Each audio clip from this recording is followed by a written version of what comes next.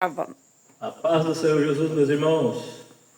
Amados, eu fiquei um tempo fora, já está com 2 meses, mas teve algum motivo. Mas, graças a Deus, com a bênção de Deus, novamente estamos aqui no trabalho levando umas informações que talvez não cheguem até vocês, aí nas suas igrejas.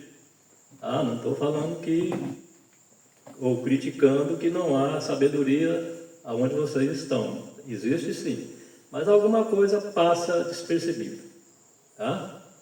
Então vamos tentar clarear o assunto desse acontecimento que está acontecendo agora nesses tempos, dessas guerras. Essas guerras foi previsto por Jesus, Mateus 24:6 fala que ouvireis rumores de guerra, mas não se preocupe que não é o fim, não é? Então, não é o fim. Então, essa profecia de Daniel 8, que está aí rodando aí nas plataformas, tem uma distorção. E eu vou tentar mostrar o que aconteceu. Na verdade, essa guerra do carneiro, ela já aconteceu. Ela já foi. Isso foi no ano 331. Isso já aconteceu. Não é essa guerra de hoje. Isso está há 2300 anos. Aconteceu essas guerras. O carneiro representando o reino Medo-Pérsia. Na verdade, o carneiro representa o reino unificado, Medo-Pérsia, porque a Pérsia e os Medos, no início, quando simboliza no capítulo 7 do urso, com o ombro levantado, ainda era 2 reinos. Mas quando se trata do carneiro, é um reino unificado. Já é Dario, o rei da Pérsia. Você vê que um chifre maior sobe por último. Os Medos era maior, tanto em área como em exércitos. E a Pérsia menor. Mas a Pérsia se engrandeceu. E Dario assumiu o reino Medo-Pérsia. Então, isso já aconteceu há 2300 anos. Não é essa guerra de agora. Essa guerra de agora está em Mateus 24. Ouvirão rumores de guerra e falar de guerras. Tem guerra em todo canto. Toda parte tem guerra. Não é? Então, vamos aqui na profecia de Daniel, capítulo 8. Só para esclarecer. Versículo 3. Daniel estava no 3º ano do reinado do rei Belsazar. Quem que é Belsazar? Neto de Nabucodonosor. Ainda não tinha entrado o reino Medo-Pérsia. E Daniel já tinha visto isso em sonho. Então vamos lá. 3. E levantei os meus olhos e vi, eis que um carneiro estava diante do rio, o qual tinha 2 chifres. E os 2 chifres eram altos, mas um era mais alto do que o outro. E o mais alto subiu por último. Como eu disse, o mais alto subiu por último. Por quê? Ele era maior, mas o menor se engrandeceu e superou e se tornou um reino unido, Medo-Pérsia. Versículo 4. Vi que o carneiro dava amarrada para o ocidente, e para o norte, e para o sul, e nenhum animal lhe podia resistir. Então, a força do reino Medo-Pérsia, ela era muito forte, né? Então, como na visão de Daniel são 4 animais, nenhum existia a força desse reino naquela época, isso há 2.300 anos, né? Versículo 5: estando eu considerando ou analisando a situação do sonho, né? Por que estava acontecendo aquilo, o que era aquele sonho dele. Então, está escrito aqui: estando eu considerando, eis que um bode, não é o outro carneiro, é um bode, vinha do ocidente. Para onde é que o carneiro estava dando marrada? Para o ocidente, né? Então ele estava mostrando a guerra com o ocidente. Estando eu considerando, eis que um bode vinha do ocidente sobre a face de toda a terra, mas sem tocar no chão. E aquele bode tinha um chifre notável entre os olhos. Observa, o bode vinha sem tocar no chão. Se você voltar no capítulo 7, você vai ver que esse mesmo poder, esse reino aqui que fala do bode, é um leopardo com 4 cabeças e com asas.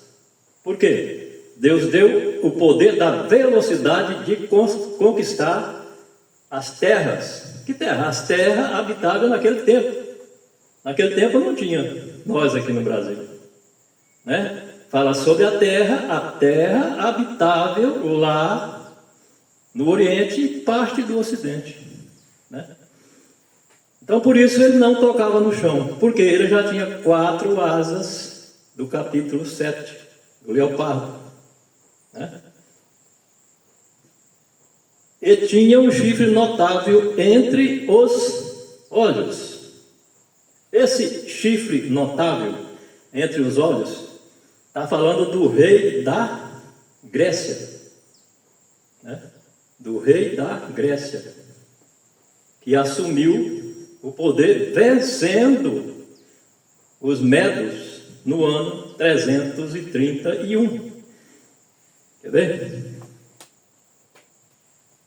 No ano 331, diz assim: a Medopérsia, representada pelo carneiro, foi vencida pela Grécia de Alexandre o Grande, representada pelo bode. Alexandre travou 3 batalhas até vencer Dario III, o que unificou o reino Medo-Pérsia. O rei da Medo-Pérsia, a primeira foi a batalha de Grânico, no ano 334 a.C., a segunda de Issos, no ano 333 a.C., e a última no ano 331, onde consolidou o reino de Alexandre o Grande, ou da Grécia, ou do bode que tinha um chifre entre os olhos. Foi a batalha de Arbela, ou Gal-Carmela. Assim, no ano 331 a.C., consolida o fim do Império Medo-Pérsia e o início do domínio de Alexandre o Grande. Então, já aconteceu, tá? Essa batalha já foi há 2.300 anos. Mas vamos mais aqui. Versículo 7. E vi chegar perto do carneiro. Lembra aqui que no 5, o bode vinha sem tocar a terra. E vi chegar perto do carneiro, tá? Quando eu ia iniciar a luta com eles, né? Entre os 2 reinos, aliás, 3, né? 2 Medo-Pérsia e Alexandre o Grande de Grécia. Carneiro enfurecido contra ele, e ferindo-o, quebrou-lhe os 2 chifres, ou seja, venceu os 2 reinos, pois não havia força no carneiro para lhe resistir. Então, Alexandre o Grande, né, venceu os 2 reinos, quebrou os 2 chifres. Chifre, irmãos, na Bíblia aqui significa poder, reis, tá?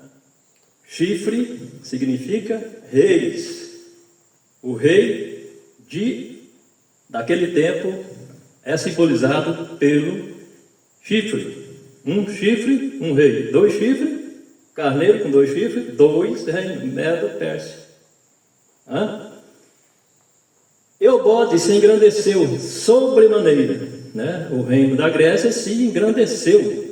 Estando na sua maior força, aquele grande chifre foi quebrado. Tá?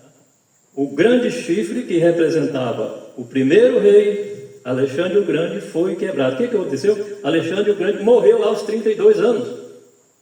Ele morreu.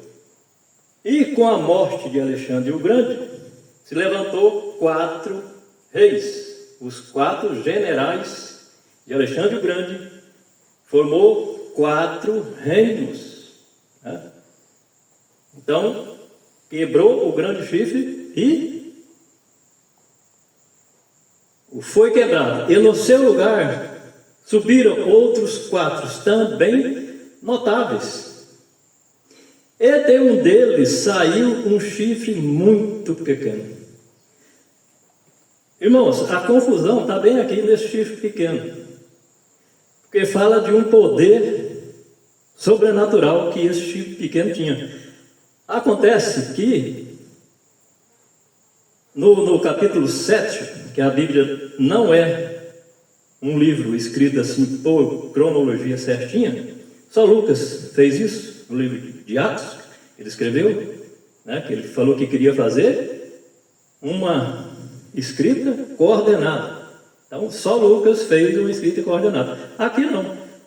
O capítulo 7 fala de outro chifre pequeno. Então, na Bíblia tem 2 chifres pequenos. Tá? Um dos chifres pequenos é esse que está aqui, que surgiu dos 4 generais de Alexandre o Grande. Olha só, os 4 generais: Ptolomeu, Licímaco, Seleuco e Cassandro. Foram os 4 generais. De um desses saiu um chifre muito pequeno. Fala de um rei de dura catadura. O que é dura catadura? Um rei mau. Porque quando você acata uma coisa, você aceita aquela coisa, né? Seja lá o que for. Uma conversa ou uma proposta, quando você não acata, é dura catadura. Não dá para acatar, não dá para aceitar. Esse chifre pequeno se trata de um rei que surgiu desses 4 generais. Fala-se de um rei mau, né? Etíoco Epifânio foi um rei muito mau nesse tempo que a Grécia dominou. Esse rei, ele tirou o sacrifício contínuo. O que era sacrifício contínuo? Era os rituais que os judeus faziam, né? De sacrificar animais, que está 300 anos antes de Cristo. Tinha esses rituais. E ele proibiu isso. Todos os rituais de sacrifício contínuo que o judeu fazia, guardava o sabá e outros. E mais, ele colocou a imagem dele, a estátua dele no templo, para ser adorado. Então, Etíoco Epifânio é o chifre pequeno que está em Daniel 8 e não no Daniel 7. Porque quando lê Daniel 8 aqui, alguns já levam para o juízo final. Não, juízo final está no capítulo 7. É o chifre pequeno que nasce no dragão, com 7 cabeças e 10 chifres. E entre os 10 chifres saiu um chifre pequeno. Esse é o que vai assentar no trono no final do milênio. Quando Satanás for solto por um pouco de tempo, todo mundo sabe disso. Só não sabe colocar as coisas no lugar. Só não sabe encaixar. É ler. É lendo que encontra essas coisas. Então a Bíblia fala de 2 chifres pequenos. Um nasceu do bode, que representa Alexandre o Grande. Saiu de um dos 4 generais, né? Mas não é o chifre pequeno que vai falar blasfêmia contra Deus. Não, esse é do dragão. 7 cabeças e 10 chifres, está no capítulo 7, tá? Eu estou lendo o 8. Esse do 8 já aconteceu, do capítulo 7 ainda não aconteceu. Então não precisa se preocupar, muito deve se preocupar para andar na presença de Deus, mas não com o juízo final.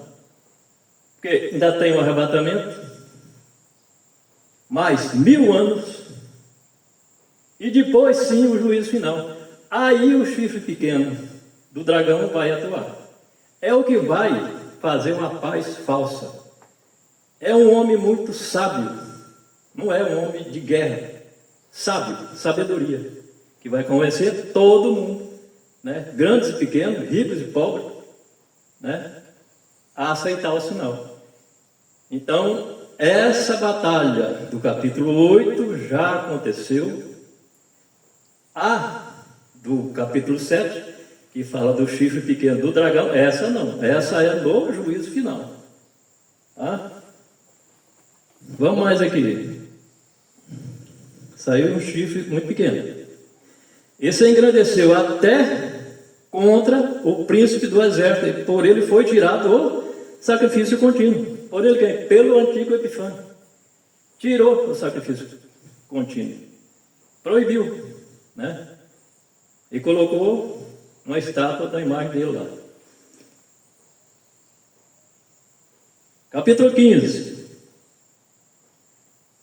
E aconteceu que, havendo eu, Daniel, tido a visão, procurei o significado, e eis que se apresentou diante de mim como uma semelhança de homem. Então não era homem, era um anjo, né?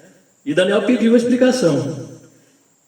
Capítulo 20, vamos encerrar aqui, 20 e 21. Ele queria saber o que significava o carneiro e o bode, né? Ele não sabia, tinha visão, mas não sabia. Então o anjo gritou para Gabriel, né?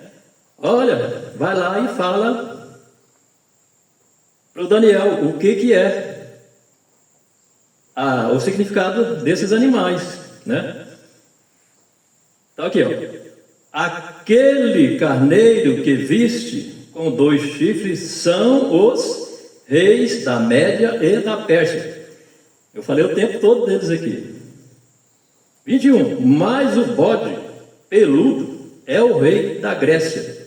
E o grande chifre que tinha entre os olhos é o primeiro rei, o Alexandre o Grande.